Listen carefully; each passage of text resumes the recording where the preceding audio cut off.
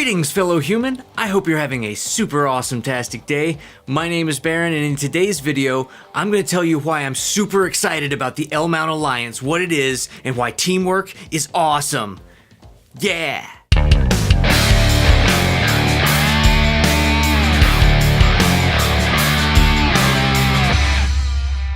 So if you've been keeping up with all the camera scuttlebutt, yeah, I said scuttlebutt, then you would know that Panasonic, Leica, and Sigma all came together and formed the L-Mount Alliance. I know what you're thinking. Another full-frame camera got announced. Whoa, so exciting. I know, there's been a lot of full-frame cameras coming out in the last few months. You've got one from Canon, from Nikon, and then these guys as well. But these cameras are more exciting because they all share the same lens mount, which means they can all share the same lenses natively. If you're not familiar with lens mounts, let me quickly explain. Traditionally, every camera manufacturer has its own lens mount. That way you can't put a Nikon lens on a Canon body or a Pentax lens, not that anybody uses Pentax anymore, but you couldn't put that on a Nikon body. Now that mirrorless cameras have become a thing and the flange distance is smaller, that means some of the older stuff you can put adapters on. So that's a big thing. You can now put some Canon glass onto a Sony body. However, it's not going to perform as good as the Sony glass on the Sony body. The autofocus might not be as fast, or sometimes it might not work at all. Adapters are kind of tricky. So when Nikon and Canon announced their full-frame mirrorless cameras, they also have native adapters. And what that means is all of the lenses from their previous DSLR systems with the little mirrors in it, all of those lenses can now be adapted natively. There's going to be no compromise in performance. So it's like using it on the other cameras that they previously designed. But the super exciting thing about the L-Mount Alliance between Panasonic, Leica, and Sigma is that all of these cameras are going to have the same lens mount, and they're all going to work with each camera system as native lenses. You can put a Leica lens on a Panasonic and it will work just as good as a Panasonic lens would. This gives us, the videographers and photographers of the world,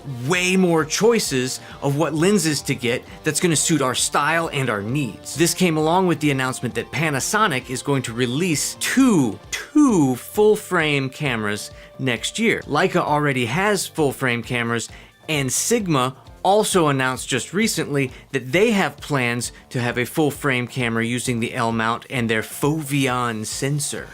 And that just sounds awesome. Sounds like Fabio's, space enemy. Foveon. So they announced some technical stuff as well, like it has a 20mm flange distance. Flange distance. But I'm not gonna get too technical in today's video. I'm mostly going to talk about the camera options and the lens options and why it's awesome. So like I mentioned earlier, Leica already has a camera available with the L-mount system, but a lot of people don't really consider Leica when they're making camera purchases because, well, most of them are about the same cost as a new car. That's ridiculous. And the two cameras that Panasonic announced are going to come out, they said, spring of next year. It was pretty vague. The S1 and the S1R. The S1R, more photo-centric with high megapixels, and then the S1 is going to be more of the hybrid thing for, cool guys like me and you who are going to do both. We're going to take pictures and video because, why limit ourselves? We want to do it all. We can do it all. We have the power! And just recently, Sigma announced that they are currently developing a new full-frame camera with the L-mount with their Foveon sensor. Foveon. So when Nikon and Canon announced their mirrorless systems, they released 2 or 3 lenses for the new mount system that they have. At the time that this video is being recorded, there are already 5 L-mount lenses available. 5, that's already more. Now, granted, they are Leica lenses, so they cost literally like an arm, a leg, a pancreas, and, both of your earlobes. So it's unlikely that a lot of people are gonna rush out and buy those lenses, but I would definitely rent those lenses if I had a project that was appropriate for it. Leica also promised that they were going to have 5 more lenses available in the next 2 years for the L-mount. Panasonic's going to have 3 native L-mount lenses available at the launch of the 2 new cameras, and they have plans for 7 more within the next year. So already, that's a ton of lenses between Leica and Panasonic. Sigma is primarily known for ridiculously amazing lenses at fantastic prices, and they've announced that they're going to have 14 native L-mount lenses available in the next year or so. Now, they're just going to be, you know, rehousings of their current lens lineup optically, but they are going to be native L-mount lenses. Now, this is where it starts to get super exciting. You see, Sigma makes lenses for a lot of different camera systems, including Canon's EF mount, the most popular camera mount up to this point. Sigma has announced that they are going to release an adapter for the EF mount to the L mount for all the Sigma lenses. So that means all of the EF mount lenses for Canon cameras will act natively. This will be a native adapter,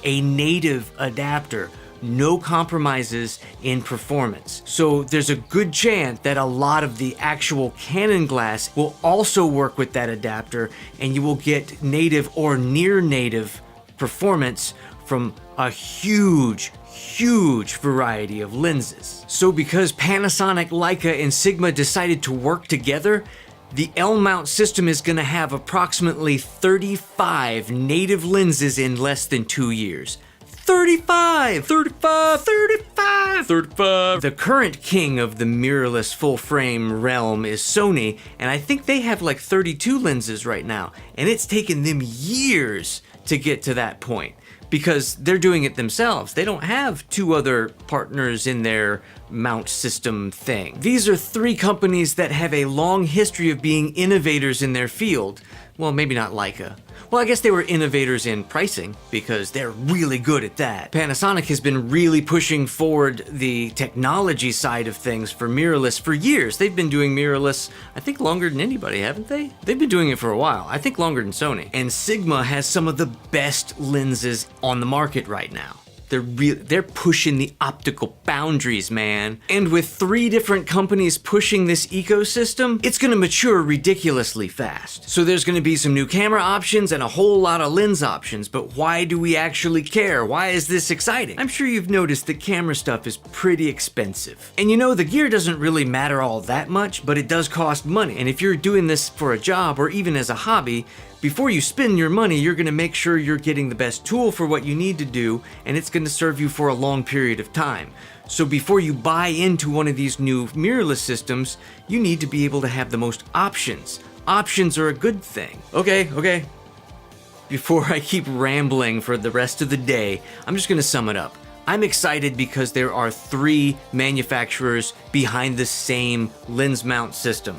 That means more lenses available, that means more cameras available, and they're all interchangeable. Plus, every time someone says L-mount alliance, it makes me think of the Rebel Alliance in Star Wars, which is super cool, and like Darth Vader could be like, "You are part of the L-mount alliance and a traitor." I don't sound like James Earl Jones at all. And I'd love to know if you're excited about it as well, so you can leave a comment if you are, or if you're not. And if you want to, you know, if you like the video, you can give it a thumbs up. If you didn't, there's a thumbs down that you can do. That's okay. I'm not gonna get mad at you. But if you do want to see more of these videos or any of my tutorial videos or anything else, there's the subscribey thing. You can do that. You can also, you know, hit the notification thing that tells you that you subscribed, because you might have forgotten that you subscribed. So it's gonna notify you and be like, "Hey, look, there's a new video and stuff." And then you can watch that video, because if you don't do that, you might not know. It'll just be like, "I'm subscribed, but I don't know that there's a new video." And I'm just gonna be quiet now. You have an awesome, fantasterifical remainder of your time now, forever. Yeah.